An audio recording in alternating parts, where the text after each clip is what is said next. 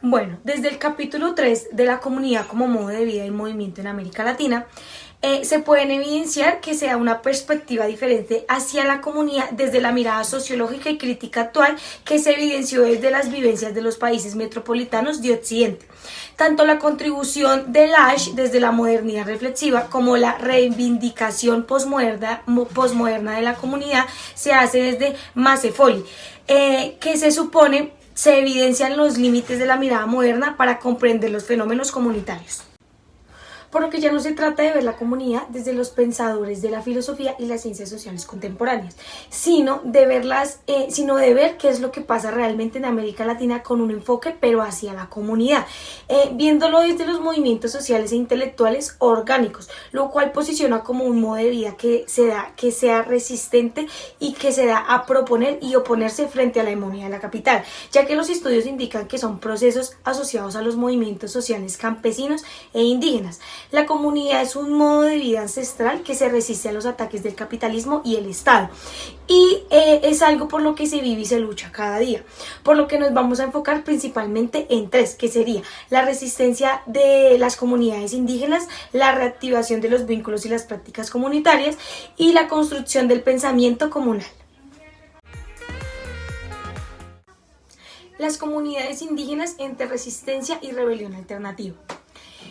Así como lo indicaba el filósofo Luis Villaro, en toda América los pobladores antiguos lograron mantener su sentido cultural de comunidad, porque como lo demuestran estudios arqueológicos, antropológicos e históricos, ellos son la estructura de estas comunidades, que son la matriz civilizatoria de América, pese a que pues, muchos colonizadores les habían impuesto instituciones sociales y políticas que lograron mantener.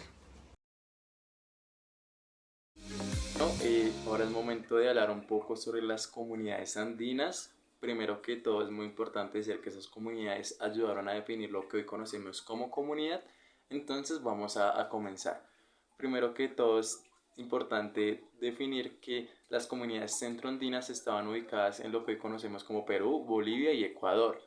Siguiendo esto es muy importante definir las características de estas comunidades. Bueno, la primera de ellas es que la zona rural en las que ellos habitaban estaban unificadas de manera individual y colectivamente. Segundo, es que esta comunidad se basaba en el principio de la reciprocidad.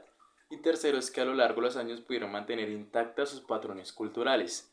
Y ahora tomando un poco de referencia a Matos Marque en 1976 en su libro Hacienda, Comunidad y Campesinado en el Perú, hace un marco configurativo en el cual muestra lo que ha sido y sigue siendo el campesinado en ese país, a lo mismo que la comunidad indígena.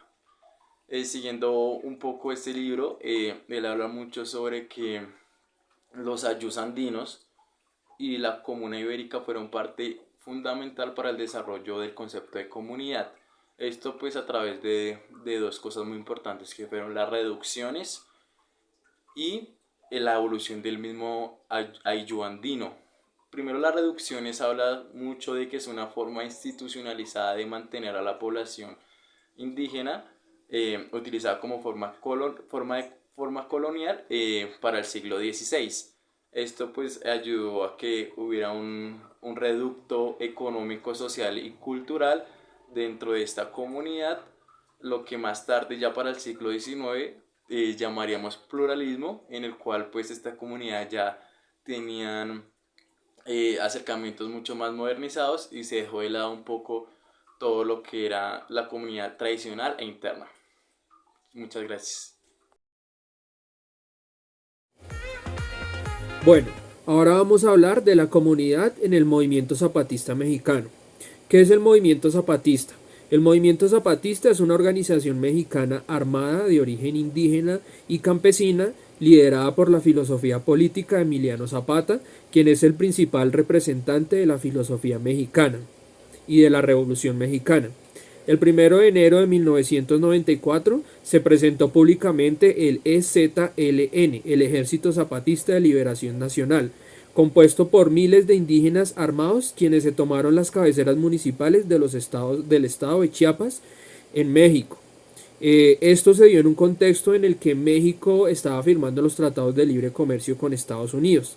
Entonces, pues hay unas características de la comunidad indígena, y es que esta comunidad indígena, el 90% eran considerados como pobres por el organismo de estadística nacional mexicana, quienes consideraban que el 90% era pobres y del 90% el 50% eran analfabetas.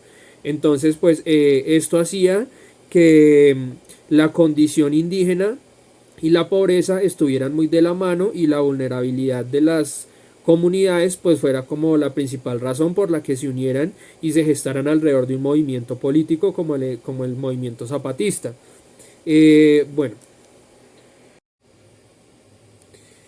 el panorama de la población indígena en México y principalmente en el estado de Chiapas es para resaltar la unidad del movimiento social y político del movimiento zapatista, dado que en su territorio de acción los pueblos originarios sobreviven y se organizan como comunidades. Es allí cuando Carrillo, citando a Villoro, dice textualmente: su sustento económico, la tierra, no es apropiable individualmente, no es una mercancía, sino un bien común. El texto aborda la presencia de comunidades en territorios urbanos en América Latina, especialmente en los territorios populares conformados a partir de la migración campesina e indígena. Estos lugares se han convertido en espacios de mayor significación y construcción de referentes identitarios para sus pobladores en un contexto de creciente precariedad e inestabilidad laboral. A través del tejido social construido silenciosamente por sus habitantes y organizaciones, la comunidad aparece como referente de compromiso y defensa con un territorio conquistado de sus iniciativas asociativas y de acción conjunta, así como de sus visiones y proyectos compartidos. El texto también hace hincapié en que los territorios populares no son unidades sociales homogéneas, sino que coexisten múltiples grupos humanos con intereses diferentes y a menudo contrapuestos, lo que genera conflictividad interna y hacia otros sectores sociales. Además, el texto también menciona la existencia de prácticas y vínculos comunitarios espontáneos y planificados que se activan en coyunturas donde las conquistas se ponen en peligro, como en los intentos de desalojo o los desastres naturales. Bueno, yo les voy a hablar del capítulo 7.4, que son las comunidades urbanas instituyentes. En este capítulo nos relatan los primeros modelos de juntas vecinales en los que pretendían ejercer un control no tan grande como el de las instituciones mayores, pero que se afectaba bastante las acciones que se tenían dentro del mismo territorio. A partir de esto se les llamó como los vecinos en forma de microgobiernos barriales. Esta fue una expresión tomada del sociólogo Pablo Mamani en 2010. Nos relatan también que las acciones que ellos hacían eran improvisadas o espontáneas, en donde constaban de que ellos se dividían en turnos para generar bloqueos por medio de zanjas o barricadas, en donde querían ejercer o querían hacer notar como un control territorial, en donde únicamente la gente se podía movilizar por medio de manzanas o calles. Y bueno, el autor nos menciona que para la comunidad no es algo que se hace, ya que no es una institución, pero tampoco es una organización, sino es una forma de que los individuos pudiesen crear vínculos dentro de ellos mismos.